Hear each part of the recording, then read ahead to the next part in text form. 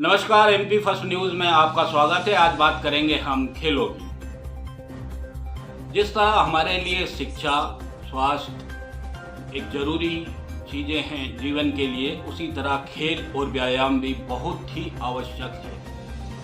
लेकिन शिक्षा के क्षेत्र में हमने अपने बच्चों पर बहुत ध्यान दिया और दे रहे हैं और शिक्षा का स्तर वाकई में बढ़ रहा है। हमारे शहर राजगढ़ में भी इतने प्राइवेट स्कूल और इतने अच्छे बाहर की फैकल्टियाँ आके और अच्छे स्कूलों की संख्या दिन प्रतिदिन बढ़ती जा रही है। शिक्षा का स्तर सुधरता जा रहा है। स्वास्थ्य के स्तर की भी बात करें तो प्राइवेट हॉस्पिटल्स अगर हम देखें तो हमारे आसपास भी खुल रहे हैं और स्वास्थ्य की समस्याएं भी अब पहले के मुकाबले कम हो रही हैं और अच्छी स्वास्थ्य सुविधाएं भी मिल रही हैं। लेकिन जहाँ तक बात हम खेल की करें तो विकास के नाम पर खेल की बलि चढ़ा दी जाती है और राजगढ़ शहर में विकास के नाम पर खेल की बलि किस तरह चढ़ाई गई है वह मैं आपको बारी बारी से गिनती करके बताता हूँ। राजगढ़ में जब हम आज से 20 साल पीछे जाते हैं तो अगर हम राजगढ़ में खेल मैदानों की गिनती करें तो उंगलियों पर खेल मैदान गिने जाते थे, लेकिन कितने सारे खेल मैदान थे। राजगढ़ में सबसे पहले आता था साइंस फील्ड, जो आज राजगढ़ स्टेडियम बन चुका है। परेड ग्राउंड जिसमें खेलना अब बंद हो चुका है। उसके बाद आता था अपना हायर सेकेंडरी स्कूल, उसके बाद कलेक्ट्रेट ग्राउंड। ये 4 बड़े ग्राउंड थे जो स्टेडियम नुमा ग्राउंड थे, बहुत बड़े ग्राउंड थे और इन पर बहुत बड़े और अच्छे खेल खेले जाते थे। इसके बाद फिर छोटे छोटे ग्राउंड आते थे, जैसे कि हमारा राजमहल, जहाँ बच्चे आज से 20 साल पहले बहुत सी टीमें जाके तरह तरह के खेल खेला करती थी। उसके बाद मनकामनेश्वर मंदिर के पीछे का ग्राउंड जो जहां आज बस स्टैंड बन चुका है। उसके बाद दरगाह शरीफ का ग्राउंड, राजगढ़ दरगाह शरीफ पर जहां उर्स बराता है वह ग्राउंड जो अब नया ना के बराबर रहा है। उसके बाद आता था अपना डोडीशाला के साइड वाला विजय भवन वाली जगह जो अब ख़त्म हो चुकी है, वहाँ का ग्राउंड। उसके बाद हम पूरे में जाएं तो पीछे अपने क्लब वाला ग्राउंड और अधिकारियों के जो बंगले थे वह ग्राउंड। उसके बाद हम बात करें तो रावण बल्ली, उसके बाद हम बात करें तो इतने ग्राउंड थे कि शायद गिनना भी मुश्किल है। अभी जितने ग्राउंड मैंने आपको गिनाए हैं इसमें से आप भी कई ग्राउंड जोड़ सकते हैं। कॉलेज ग्राउंड मैं जैसे भूल गया, और भी बहुत सारे ग्राउंड हैं जहाँ खेल खेले जाते थे। लेकिन आज की तारीख में हमारे पास सिर्फ और सिर्फ एक ग्राउंड बचा है, वह है राजगढ़ स्टेडियम। वह भी नियम से खोला जाता है, वहाँ ताला लगा दिया जाता है, वहाँ का चौकीदार भी आनाकानी करता है। इसका गवाह मैं खुद हूँ कि अगर हमको दोपहर में खेलना है या किसी 4 बच्चों की टीम को लेकर अगर कोई 4 बच्चे खेलने चले जाए तो उनके लिए तो लॉक खोला भी नहीं जाता। बड़े लोग जाएं तभी वहाँ का स्टेडियम का लॉक खोला जाता है। एक तरीके से स्टेडियम भी पूरी तरह से बंद हो गया। बच्चों को खेलने के लिए कुछ नहीं बचा। रावण बल्ली पर विकास के नाम पर पूरी तरह से, पुरानी रावण बल्ली विकास के नाम पर पूरी तरह से ख़त्म कर दी। नई रावण बल्ली बनाई थी, वहाँ एक ग्राउंड उभर के आया था, उसे भी विकास के नाम पर, सब्जी मंडी के नाम पर ख़त्म कर दिया। परेड ग्राउंड पर खेलों पर रोक लगा दी व्यायाम के लिए। हालांकि परेड ग्राउंड को खुला रखा गया है, आप वहाँ जाके व्यायाम कर सकते हैं, लेकिन खेल के लिए परेड ग्राउंड अब आपके लिए नहीं है।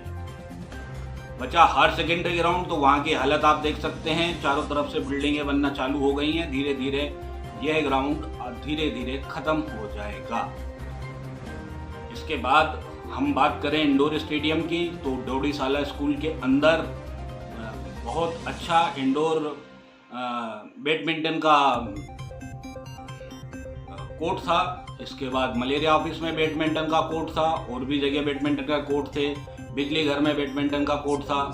वॉलीबॉल के लिए मनकामनेश्वर मंदिर के पीछे अपने गंज स्कूल के अंदर वॉलीबॉल के लिए गंज स्कूल के अंदर काफ़ी बड़ा ग्राउंड था। उसमें वॉलीबॉल के अलावा भी और भी खेल हुआ करते थे, लेकिन अब धीरे धीरे वो गंज स्कूल में भी विकास के नाम पर उस ग्राउंड को भी ख़त्म कर दिया गया। नहीं तो बड़े बड़े सांस्कृतिक कार्यक्रम हो जाते थे। पारेंट चौक हालांकि वो धार्मिक स्थल है और उसकी अपनी मान्यता है, लेकिन कभी ना कभी बच्चों को खेलने के लिए बहुत अच्छी जगह हुआ करती थी। हम वहीं खेले हैं और वो भी ख़त्म हो गया। ले देखिए सारे ग्राउंड ख़त्म हो गए। इसी के साथ स्कूलों में हमने अपने बच्चे सरकारी स्कूल से निकालकर प्राइवेट स्कूलों में तो डाल दिए। डालने के बाद हमने वहाँ जाकर वहाँ का सिलेबस भी देखा।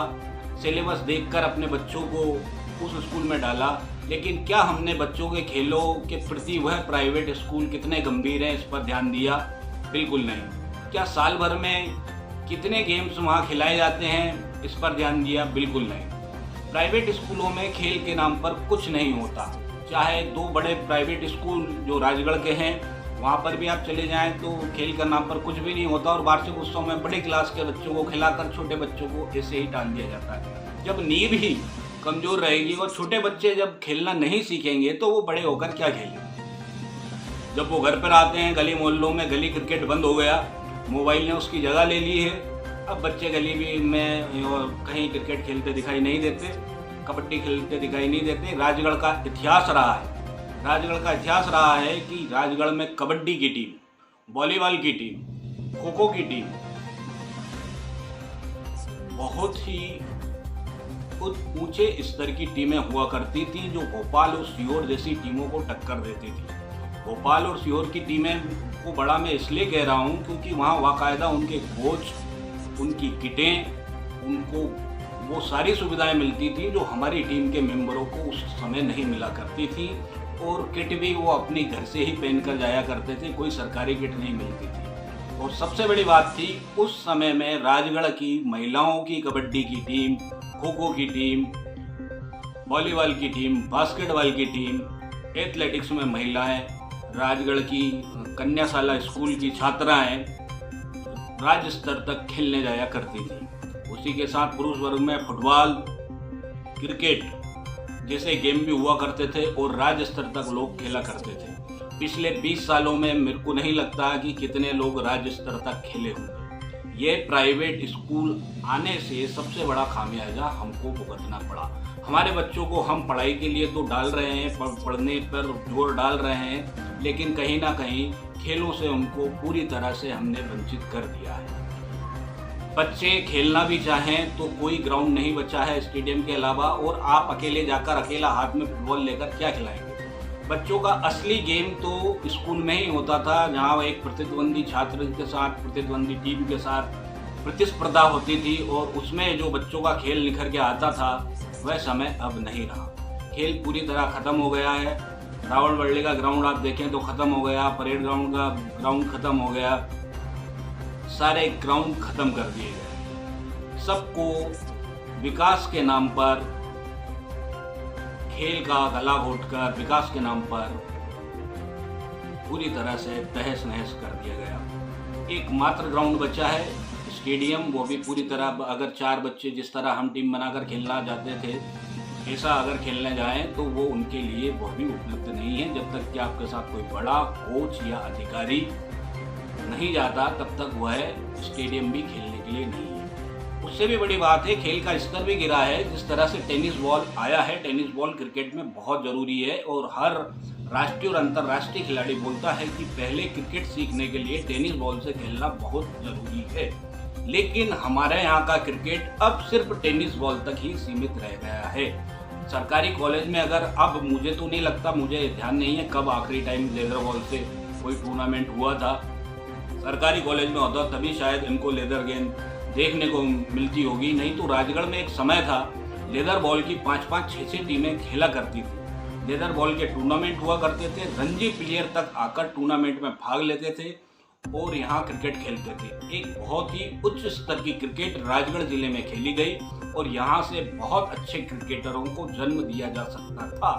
लेकिन टेनिस बॉल के आने और ग्राउंडों के ख़त्म होने के बाद यहाँ के क्रिकेट का स्तर बिल्कुल नीचे गिर गया। अब सिर्फ टेनिस बॉल क्रिकेट बचा है। टेनिस बॉल क्रिकेट में भी कुछ जो आयोजक टीम होती है वो सीधा फाइनल खेल लेती है और इस तरह का क्रिकेट राजगढ़ में देखने को मिलता है। इसी के साथ मैं वॉलीबॉल की बात करूंगा। वॉलीबॉल का हर घर से एक खिलाड़ी वॉलीबॉल का हुआ करता था। वॉलीबॉल का इतना क्रेज था राजगढ़ में 3-3, 4-4 जगह वॉलीबॉल खेली जाती थी। गांधी चौक में वॉलीबॉल का बहुत अच्छा स्टेडियम था, जो विकास के नाम पर वहाँ पर भी दुकानें बना दी गई। वो गांधी चौक का जो वॉलीबॉल ग्राउंड है उसे विकास के नाम पर ख़त्म कर दिया गया। वहाँ पर वॉलीबॉल खेली जाती थी। गंज स्कूल में वॉलीबॉल का बहुत अच्छा ग्राउंड था, वहाँ पर वॉलीबॉल खेली जाती थी। मनकामनेश्वर मंदिर पर वॉलीबॉल का ग्राउंड था, वहाँ पर बहुत अच्छी वॉलीबॉल खेली जाती थी। और पुलिस लाइन में वॉलीबॉल का ग्राउंड था, पुलिस लाइन में पुलिस वाले भी बहुत अच्छी वॉलीबॉल खेलते थे। वॉलीबॉल राजगढ़ की बहुत अच्छे प्लेयर वॉलीबॉल के राजगढ़ ने दिए। इसी के साथ कबड्डी की टीमों में पुरुष और महिला, खास तौर पर महिलाओं की कबड्डी की टीम संभाग स्तर पर बहुत अच्छा अपना प्रदर्शन कर हमेशा आती थी। संभाग स्तर पर कबड्डी और खो खो की महिलाओं की टीमें काफ़ी अच्छा प्रदर्शन किया करती थी। यह एक समय था। आज की तारीख में महिलाओं का खेल तो पूरी तरह से खत्म हो गया, बालिकाओं का खेल तो पूरी तरह से खत्म हो ही गया है, लेकिन इसी के साथ बालकों का खेल भी खत्म हो गया। अब कोई भी खेल बचा नहीं है। अब कोई भी ऐसा खेल नहीं बचा है जिसको लेकर हम कह सकते हैं कि इसके प्लेयर हमारे यहाँ बहुत अच्छे खेलते हैं। बैडमिंटन कुछ लोग आज भी ज़रूर खेलते हैं, लेकिन उनकी भी संख्या सीमित हो गई है। एक इंडोर स्टेडियम है, उसमें ही कुछ खास लोगों को खेलने की अनुमति दी जाती है।